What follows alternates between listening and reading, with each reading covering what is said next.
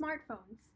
Everyone here in this room has one, and everyone here most definitely knows someone who owns one. But has anyone ever really thought about the concept of a smartphone? This tiny box of plastic and metal holds the power to connect us to all corners of the world.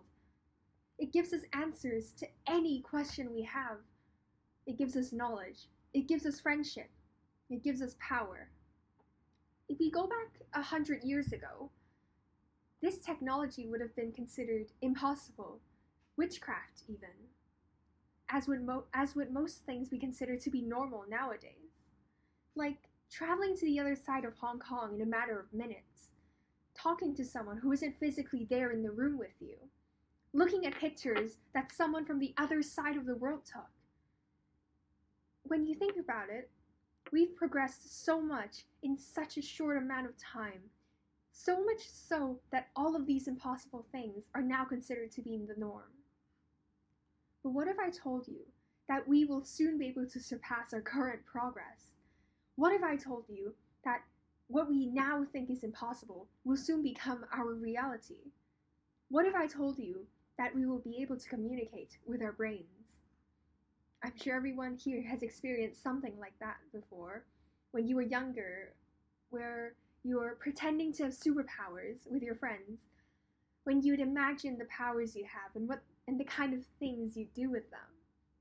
When I was younger, I desperately wanted the ability to read minds or control things with my brain. I thought that with this power, I'd never have to study for a test ever again. And I just daydream away thinking of all sorts of things I could do. I wouldn't even have to turn on my phone to listen to music.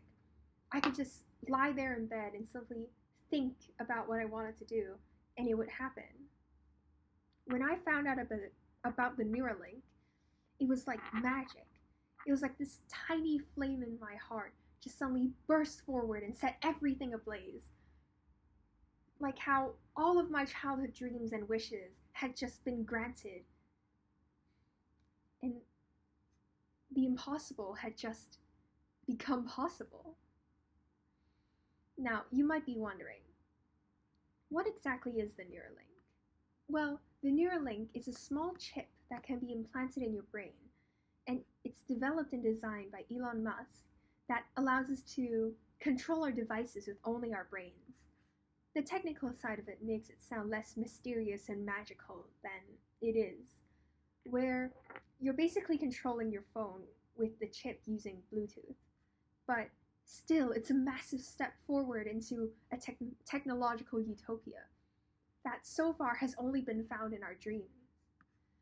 Now, it sounds pretty unfeasible, to be completely honest, as well as something that's needlessly expensive and dangerous, nothing more than a pipe dream. After all, it does sound like something that is just impossible to achieve, and nothing but an idea has just been taken from it. But look at all the things that we've already achieved before. And all of these things were once thought to be impossible as well. Things like planes, cars, and trains that have helped us to achieve the impossible in the past. So who's to say the Neuralink won't be our future? As we advance, technology advances with us. It merges with our lives and becomes an irreplaceable part of our past, our present, and our future. Some people do worry that with the advancement of our future, technology would completely take over our lives, that someday our creations will be our end, and inevitably, our pride and joy will be our destruction. But those people forget that technology has helped us advance, and has helped us reach further beyond our wildest dreams, and it's still here with us today, paving the way for a brighter future. Technology is everywhere. It's everywhere around us, and it's now considered to be the new normal. Let's say you want to take a walk outside. Something rather rare for us to do nowadays.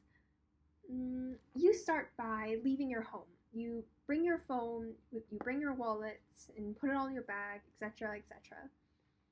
You open the front door, and you take the elevator downstairs to the ground floor. You then go on your walk, maybe listening to some music or a podcast, and maybe you start to feel a little hungry.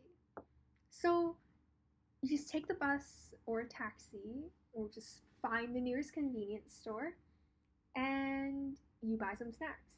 You walk in and the doors open and you feel the cool air rush towards you. You decide to just pick what you want, and because it's winter, it's pretty cold, you just pay and leave. Simple journey, right?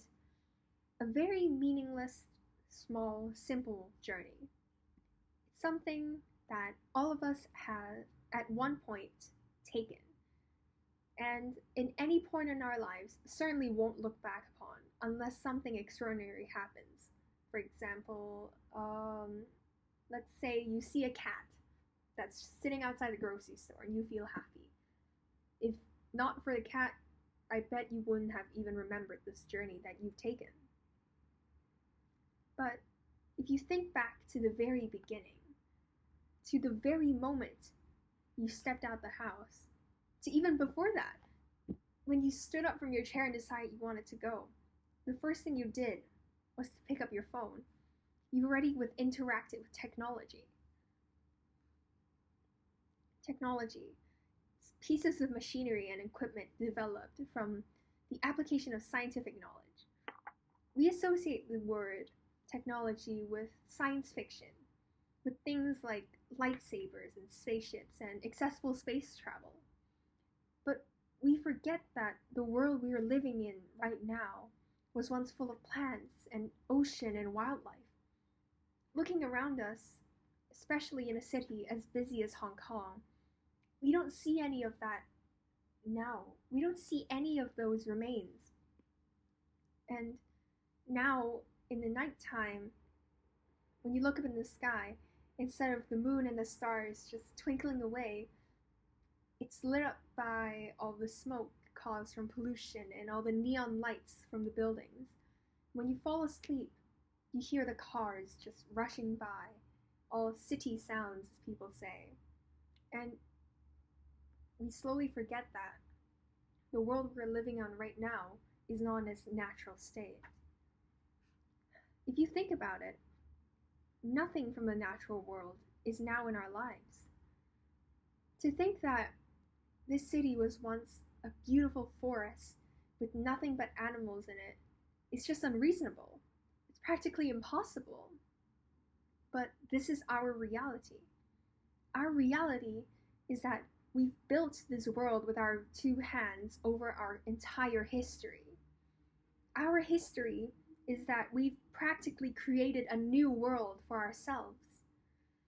And we've achieved the impossible. We've practically created a new planet from this very Earth. So who's to say that the impossible is just impossible? We've achieved so many great things in the past, and we will continue to achieve many great things in the future. So never let the word impossible stop you. The impossible is always possible. It's just a matter of time. So I guess what I'm trying to say is the impossible is never impossible.